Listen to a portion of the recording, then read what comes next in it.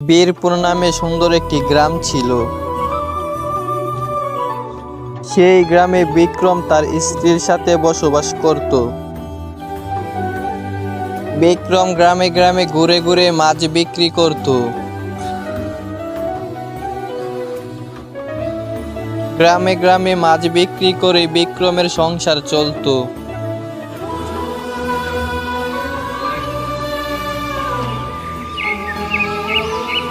একদিন সকালবেলায় বিক্রম মাছ বিক্রি করতে গ্রামের দিকে বের হলো। মাছ লাগবে নি? মাছ, ভালো ভালো মাছ আছে। ওই মাছ বিক্রেতা, এদিকে আসো, মাছ লাগবে আমার। হ্যাঁ দিদি, আসছি, ভালো মাছ আছে।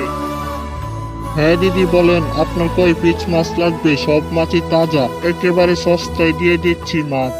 তা তুমি মাছ কত করে পিস বিক্রি করছো? তোমার মাছগুলো সুন্দর আছে, আমি আজকে তোমার কাছ থেকে মাছ রাখবো। দিদি মাছের দাম তো প্রতি পিস 10 টাকা। তা দিদি আপনি 2 পিস মাছ নিলে আমি একটু দামটি কমিয়ে রাখবো। থাক, তোমার দাম আর কমানো লাগবে না, আমার কাছে এক মাছের পিছের টাকাই আছে, আমাকে একটি মাছ দিয়ে দাও। এরপর বিক্রম সেই মহিলাটিকে একটি মাছ দিয়ে দিল, আর বিক্রমকে টাকা দিয়ে মহিলাটি সেখান থেকে চলে গেল। বিক্রম ও তার মাছের ঝুড়ি নিয়ে গ্রামের দিকে চলল।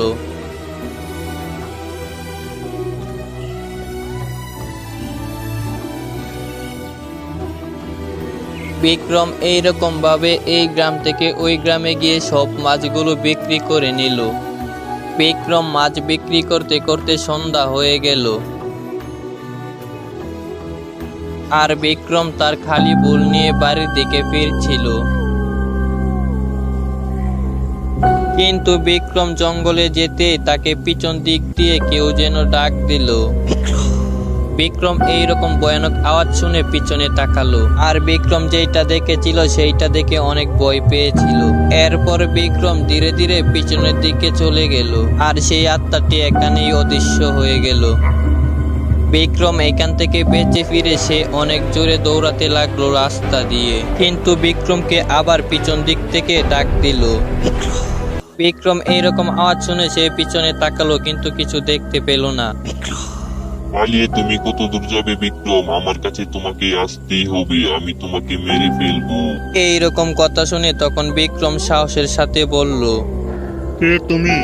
আমার কাছে কি চাও? আমি কি ক্ষতি করেছি তোমার? দেখো, আমাকে যেতে দাও। এইরকম কথা শুনে সামনের দিকে আত্মাটি আগাতে লাগলো, আর বিক্রম পিছনের দিকে হাঁটতে লাগলো। বিক্রম নিজের জীবনের বয়ে আবার দৌড়াতে লাগলো। বিক্রম দৌড়াতে দৌড়াতে অনেকটাই ক্লান্ত হয়ে গিয়েছিল, তাই বিক্রম জোরে জোরে নিঃশ্বাস নিচ্ছিল। কিন্তু বিক্রমকে সেই আত্মাটি আবারও ডাক দিল। বিক্রম পিছনের দিকে তাকিয়ে কাউকে দেখতে পেল না। বিক্রম যখন পিছনের দিকে তাকালো, এমনি একটি বাস এসে বিক্রমকে চাপা দিয়ে চলে গেল। মাছ বিক্রেতা বিক্রমের জীবন কাহিনী এখানেই সমাপ্ত হলো। তো ভিউয়ার্স, আজকের মতো এখানেই বিদায় নিচ্ছি। আর যেহেতু কার্টুনটি মোবাইলেরই, তাই এত টপ প্রফেশনাল হয়নি। আপনাদের কাছে ভালো লাগলে কমেন্ট বক্সে বলে যাবেন। তো আজকের মতো এখানেই বিদায় নিচ্ছি। সবাই ভালো থাকবেন, নিজের খেয়াল রাখবেন। আল্লাহ হাফেজ।